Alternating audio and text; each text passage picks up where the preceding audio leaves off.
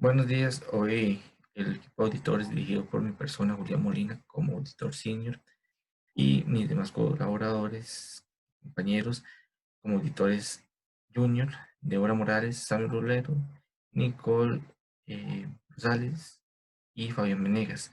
Vamos a dar el informe forense sobre el caso Jamber. Sin más por el momento, vamos a empezar. Bueno, primero que todo vamos a hablar un poco de lo que es los antecedentes de la corporación Jamber. Jamber es una empresa que se dedicaba a lo que era la fabricación de plástico y operaba aquí en Costa Rica. Esta fue fundada en 1953 y se ubicaba en Corazón de Jesús de Moravia. La empresa le pertenecía a Samuel Yankelewicz, el cual era un reconocido empresario, era expresidente y era ex miembro de honorario de la Unión Costarricense de Cámaras de la empresa privada. Jamber, uno de los problemas más grandes fue que tuvo acceso a cantidades millonarias en préstamos en muy poco tiempo de diferentes entidades bancarias, tanto dentro y fuera de Costa Rica. Todo esto gracias a la confianza que se le tenía al señor Yankelewicz. Los objetivos planteados para esta auditoría son determinar los principales actos que propiciaron las estafas en la empresa Jamber, recopilar evidencia de relevancia, presentar hallazgos de lo encontrado, analizar las responsabilidades de los altos mandos de la institución, determinar los posibles culpables de las acciones tomadas y brindar un informe con evidencia suficiente y competente a los órganos judiciales para que investiguen el delito por parte de Jamber y su sanción.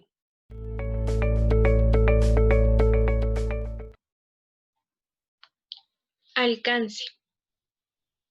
El alcance de la auditoría es poder identificar las diferentes situaciones por las cuales sucedió el cierre de la compañía Jamber, así como brindar un respectivo informe con la información competente con el fin de lograr dar explicación del caso. Dentro de las limitaciones, encontramos que el caso Jamber hoy día es un caso en proceso, por lo que una de las limitaciones que se presentó fue que al ser un caso en proceso, el acceso a la información fue muy restringido. Y de acuerdo a los resultados y después de una exhaustiva búsqueda en documentos y artículos de periódico, obtuvimos los siguientes hallazgos. Como primer punto, los actos que propiciaron las estafas en la empresa Jamber, donde se encontraron inversiones ficticias con una empresa de capital panameño llamada Interplastic. Esta empresa lo que hacía era aparentar inversiones con Jamber para que esta empresa pudiera tener liquidez para que poder adquirir préstamos bancarios, que esta empresa Jamber adquirió préstamos bancarios con diferentes entidades financieras, sea bancos públicos o privados, extranjeros o nacionales, con lo que nos lleva a una deuda bancaria que tuvo Jamber con estas diferentes entidades financieras, lo que propició que a lo largo de los años fuera incrementando cada vez más. Por último está la relación con Kineret, que aquí es importante resaltar que esta empresa fue fundada por la familia Yankelewicz, que es la misma familia eh, que era dueña de Jamber, donde esta empresa fue fundada a finales de los años 60 y a principios de los años 2010, a finales de los 2000, esta empresa empezó a hacer grandes aportes de capital cuando Jamber ya presentaba situación crítica en ese momento.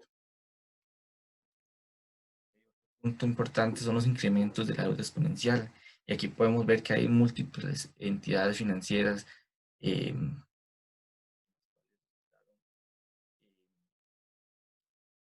basadas en este caso, donde podemos ver especialmente el Banco Nacional, el Banco de Costa Rica, al BAC, otras entidades financieras internacionales como de El Salvador, de Panamá, entre otras. Lo que hacían era maquillar las cuentas para aparentar tener una solvencia o liquidez para poder pagar estas cuentas, como se mencionó anteriormente. y poder adquirir préstamos de diferentes entidades aparentando maquillando estos estados. Luego están las inconsistencias en los estados financieros, y una persona que fue o que se asume que es la principal autora de esto sería el auditor Alban Ugarte, ya que era la parte encargada de revisar esos estados financieros, Carlos, con lo cual, después de todas estas inconsistencias, se llegó a una suma total de que para el año 2016 tenía un incremento en las deudas de 47.8 millones de colones. Se pudo detectar esto gracias a las quejas de los bancos públicos, como se mencionó antes, el Nacional, el Banco de Costa Rica, los cuales presentaron sus quejas y denuncias a la Fiscalía del país.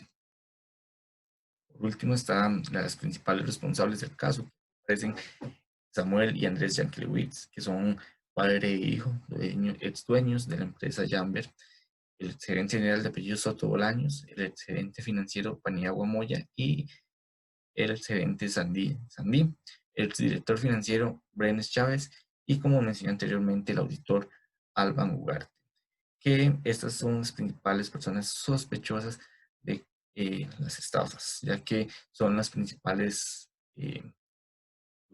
altos mandos de la empresa con los que contaba. Por esto es que se presume que son los principales responsables y, sin más por el momento, Samis va a recalcar otros puntos importantes. También encontramos una falta de comunicación de las deficiencias del control interno de Jamber. En la NIE 265, comunicación de las deficiencias en el control interno a los responsables de gobierno y a la dirección de la entidad, se establece un marco de referencia para que la comunicación de las deficiencias que se encuentran durante el proceso del control interno de la entidad, en este caso Jamber, no se localizó en los papeles de trabajo del licenciado Alban Ugarte Brenes la carta de gerencia, que es el documento que normalmente es entregado al cliente con el dictamen y en el cual el señor Ugarte debe comunicar los hallazgos que encontró en su revisión de auditoría y las recomendaciones para que la administración de la entidad pudiera solventar los errores y las deficiencias que dicha entidad estaba presentando. Además, encontramos incumplimiento de las normas técnicas del ejercicio profesional. Entre estas se encuentra la NIF 10 de estados financieros consolidados, donde se prueba el incumplimiento del párrafo 4 del apartado de alcance. La NIA 210, acuerdo a los términos de encargado de auditoría, y se probó el incumplimiento del párrafo 9 y 10 del apartado de requerimientos. En la NIA 265, comunicación de las deficiencias del control interno a los responsables del gobierno corporativo y la dirección de la entidad, se probó el incumplimiento de los párrafos 1, 5 y 11. En la NIA 300, planificación de la auditoría de estados financieros, se comprobó el incumplimiento del párrafo 6 del apartado de actividades preliminares del encargo y el párrafo A8 del apartado de estrategia global de auditoría. En la NIA 315, identificación y valoración de los riesgos de incorrección material mediante el conocimiento de la entidad y su entorno, se comprobó el incumplimiento de los párrafos 11 del apartado la entidad y su entorno y el párrafo A23 del apartado naturaleza de la entidad. Y además se comprobó el incumplimiento del párrafo número 23 del apartado seguimiento de los controles. También encontramos la NIF 7, instrumentos financieros, información a revelar. Los párrafos número 6, párrafo número 8, inciso G, párrafo 31, párrafo número 39, inciso A, párrafo de B10, inciso C, párrafo B22 y por último el párrafo B23. La NIA 505, confirmaciones externas, no se dio el cumplimiento del párrafo número 2 y finalmente la NIA 550, partes relacionadas, se encontraron incumplimientos en el párrafo número 3 y número 15.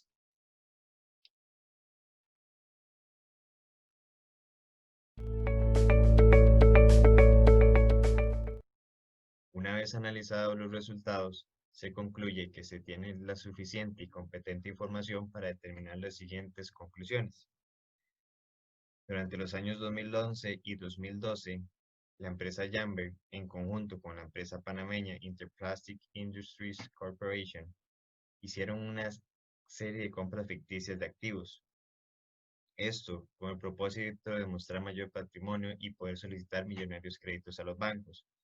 De esta forma demostraban su capacidad de pago a las diferentes entidades bancarias, tanto nacionales como internacionales. La tan alta solicitud de créditos expuso que la empresa se encontraba en este momento en una recesión. Al implementar estas compras ficticias, se determinan que los estados financieros fueron maquillados para el beneficio de la empresa. También se concluyó que los principales sospechosos son el antiguo dueño de la empresa, Samuel Yankelewicz, el gerente general, los gerentes financieros y el director financiero, ya que ellos elaboraron y firmaron los estados financieros, dándoles autorización para que el control interno lo revisara. El control interno de la empresa fue deficiente, ya que se encontraron varias irregularidades en los estados financieros y no fueron reportadas, por lo que se le suma también a la lista de sospechosos el señor Ugarte, quien era el auditor en este momento de la empresa.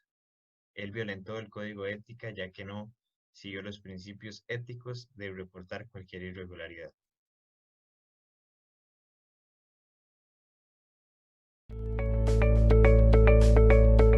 Teniendo en claro cuáles fueron las conclusiones de la auditoría, surgen 9 recomendaciones. Entre ellas destacan orientarse por una mejor utilización de los recursos humanos, materiales y financieros de la empresa, elaborar y presentar oportunamente los estados financieros a los usuarios de información financiera correspondiente.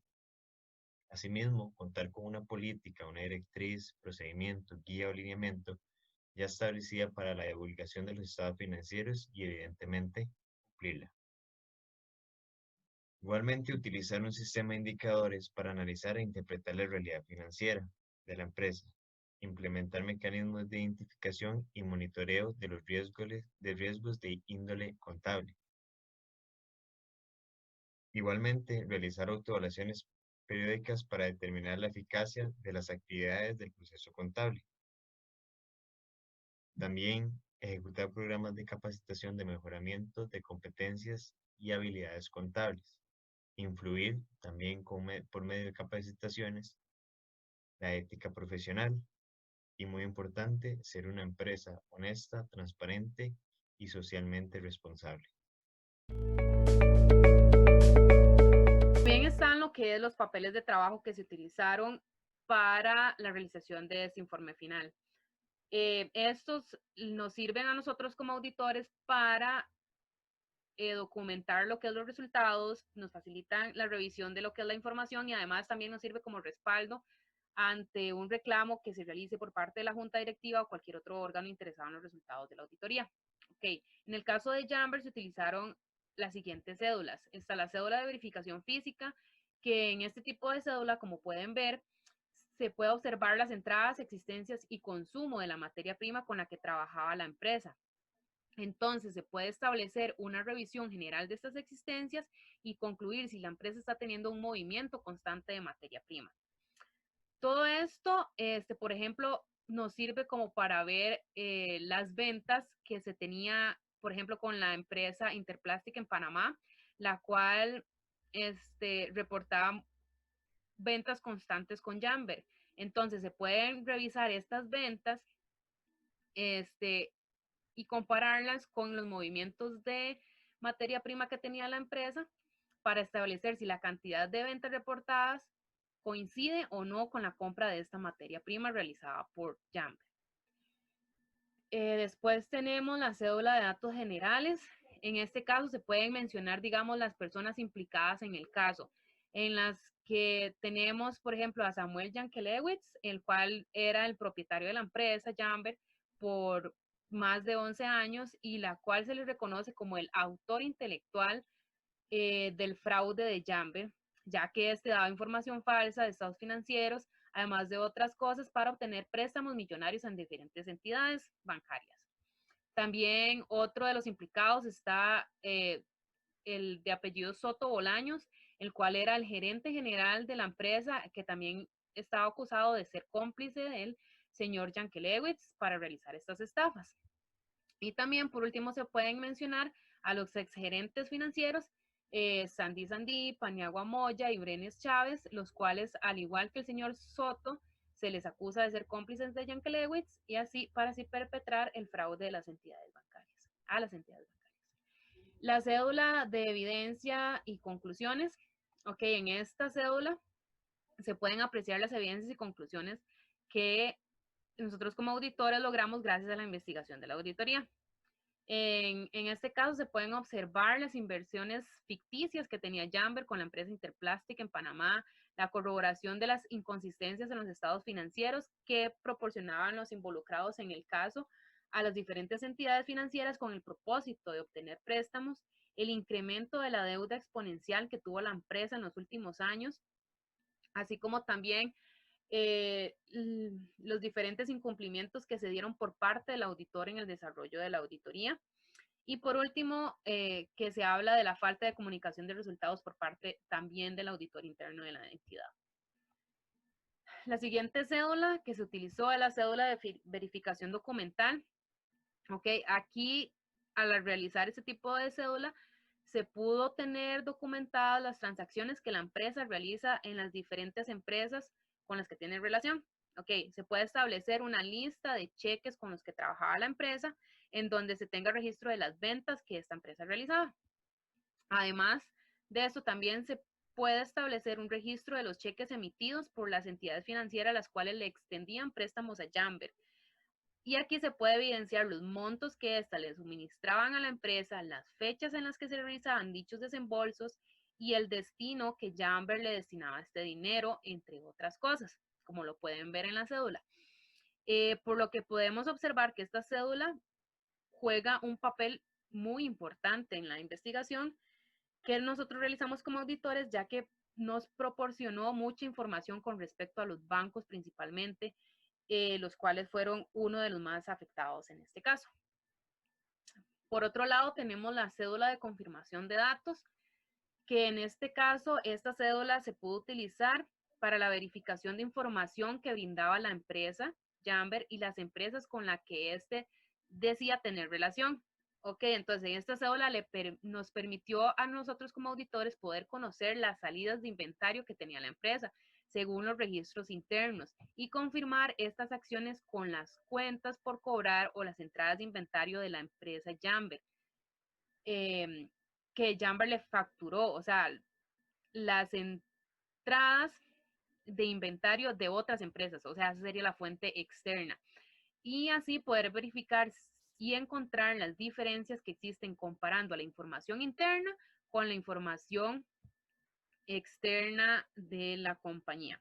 Y así no solo se confía en la información que puede presentar Jamber. Lamentablemente, el auditor que realizó la auditoría interna, al parecer pasó por alto este tipo de procedimiento, lo que provocó que la empresa brindara información falsa, con lo cual se realizó la auditoría y por eso por algunos años no se pudo identificar los problemas que ya traía la empresa Jamber.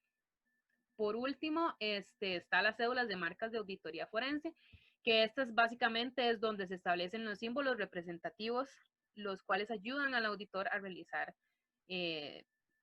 las anotaciones. Se elaboró un cuestionario de control interno en donde el objetivo pretendió contestar una serie de preguntas para analizar el origen de la problemática del caso. Se detallan algunas preguntas a continuación, como por ejemplo, ¿se elaboran y presentan oportunamente los estados financieros a los usuarios de la información financiera? No, no fue así, ya que tenían inversiones ficticias. Esa fue la pregunta 1. Veamos otra como por ejemplo la 4. ¿Se tienen en cuenta los estados financieros para la toma de decisiones en la gestión de la entidad? Sí, sí se toman en cuenta, sin embargo, de una manera errónea, ya que con base en ellos se realizaron los préstamos bancarios. En la 10, la información financiera presenta la suficiente ilustración para su adecuada comprensión por parte de los usuarios. No, ya que los estados financieros fueron maquillados. Por ejemplo, la 15. Para las entidades obligadas a realizar rendición de cuentas, se presentaron los estados financieros en la misma. Si la entidad no está obligada a rendición de cuentas, se prepara información financiera con propósitos específicos que propendan por la transparencia. No, puesto que la información financiera presentada fue maquillada. 17. Se presentan explicaciones que faciliten a los diferentes usuarios la comprensión de la información financiera presentada. No, posiblemente no, pues lo mejor para ellos fue evitar la comprensión de la realidad. 18. Existen mecanismos de identificación y monitoreo de los riesgos de índole contable. No. De existir estos mecanismos, hicieron caso omiso. 21. Se analizan y se da un tratamiento adecuado a los riesgos de índole contable en forma permanente. No, definitivamente no. En los resultados de los hechos se puede ver. 25. Los funcionarios involucrados en el proceso contable poseen las habilidades y competencias necesarias para su ejecución. No. Obraron de manera ilícita y sin ética profesional. 26. Las personas involucradas en el proceso contable están capacitadas para identificar los hechos económicos propios de la entidad que tiene impacto contable. Sí, el personal no se equivocó. Fue un acto consciente el maquillar los estados financieros.